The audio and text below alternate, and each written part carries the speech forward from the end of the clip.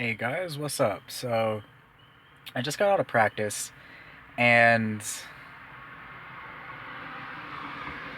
yeah, I know I'm constantly filming from inside my car. Anyway, I just got out of practice and I wanted to make a video of underrated families in Summoner's War. And by underrated families, I don't mean like brother or sister or whatever. No, I mean like monster families. Well, what I wanted to go over today was the elemental, not the high or the low elementals, just the elemental. When I say underrated family, I also don't mean every individual monster in the family, but the family as a general whole. Because I feel like some of these monsters are not bad and they're not amazing, but they might be situational, or if you're bored, they might just be a fun monster to try out, or even they might be good monsters and no one's just really tested them out. So, first one here is Fire Elemental, Bremis. All right, let's check out the first ability on him. Fiery Claw. He attacks the enemy with a sharp fiery claw and inflicts continuous damage for 2 turns if you get a critical hit. Alright, so he's an attack type monster and he inflicts continuous damage if you get a critical hit. So right now it seems like a build is pretty standard. Elemental Explosion causes an elemental explosion to attack an enemy. The inflicted damage is proportionate to the enemy's max HP. So he's good if you might be situational, but if you're going up against a tanky team, or maybe certain bosses in TOA, he could be good. Also, giants, not giant B10, but lower levels of giants for players starting out, because his original form is a 2-star. He's easy to get. He might be able to help you. Even maybe giants B9, he might be able to help you. Death Blow, passive. Your critical damage is increased by 50%. And see, this is what makes him good. So most monsters have a base critical damage of 50. So a critical hit deals 50% increased damage. His is increased by 50, so it's already dealing 100. Now, if you can get your critical damage up to 100, he's dealing 150. If you can get it up to like 150 or 200, which would be amazing, he's doing 250. All right?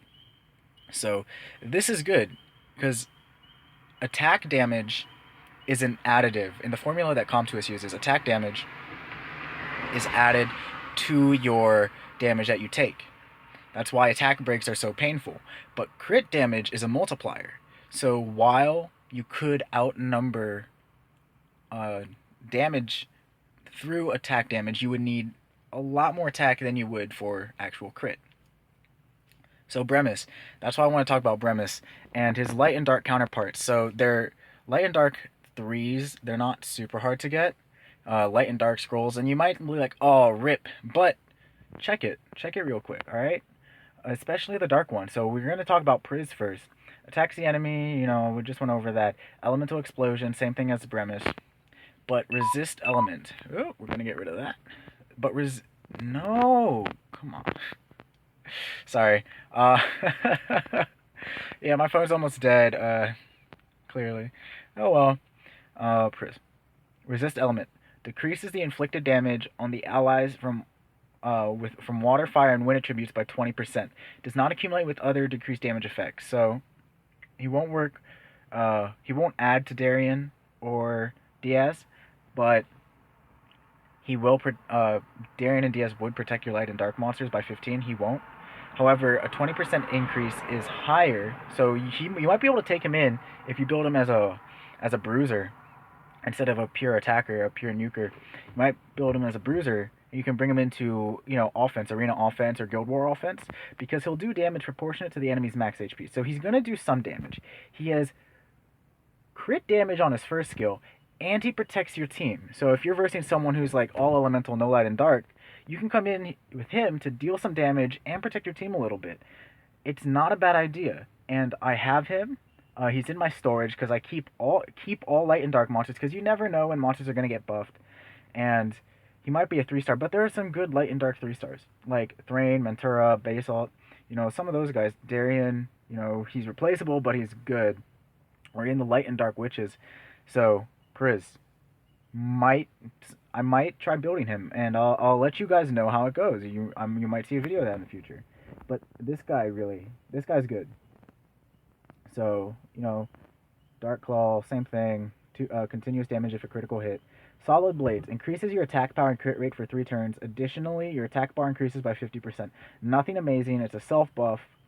He does gain attack and crit rate for 3 turns, which is nice, but it's nothing special. It's a 50% gauge increase just to him. This is why. Power of Darkness. He reflects 30% of all incoming damage for 3 turns, and it keeps his HP from falling under 1. So he has Endure for 3 turns. So yes, it can be stripped or stolen, like if you have Ager or something, or another monster that can steal buffs. However, if you're versing a team of nukers, or you're versing monsters in TOA, you can use, and you have a Reviver on your team, you can use him. Power of Darkness, they hit him if you're going up against monsters of light attribute, like a light attribute boss or something like Artemio, right?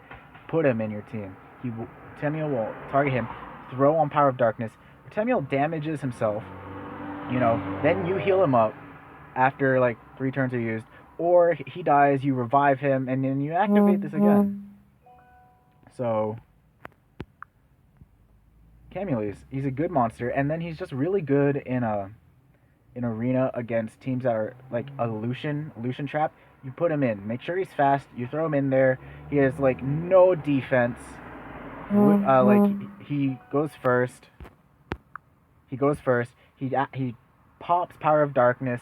Lucian goes, uses his spinning cards of doom, and ignores defense, but it can't kill him.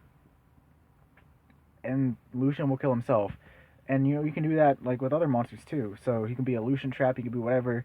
You can use him in your Gold War offense or Arena offense. Let's see, you could try him.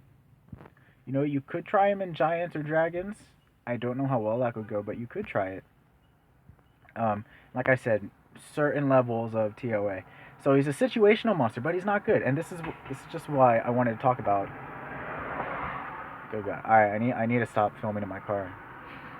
But this is just why I wanted to talk about these underrated families. So the wind one and the water one are not that amazing. So I didn't talk about them, because as I said, I want to talk about the families as a whole, which means at least 3 of the 5 monsters. Alright? If 3 of the 5 monsters are not worth it, no. But if 3 of the 5 monsters are worth it, the family as a whole, as a majority, is worth it. He's not really great. He inflicts a deep wound that inflicts 2 continuous damage, single target. It's not good.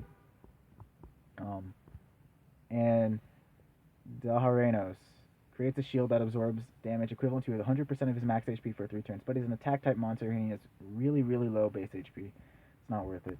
But Bremis, Camule, and Priz, try them out. And I think I'm gonna keep doing this, like talk about underrated monster families. Let me know what you guys think. Like, comment. Maybe you think there's another underrated family out there, or maybe not. I don't know. But I think there's a lot of monsters in this game, and a lot of them are underrated. So I think this is a good thing. Anyways, like, comment, subscribe. Let me know what you guys think. Share. And until next time, enjoy the game, power up your runes, level up your monsters, 6-star something, and stay in trouble.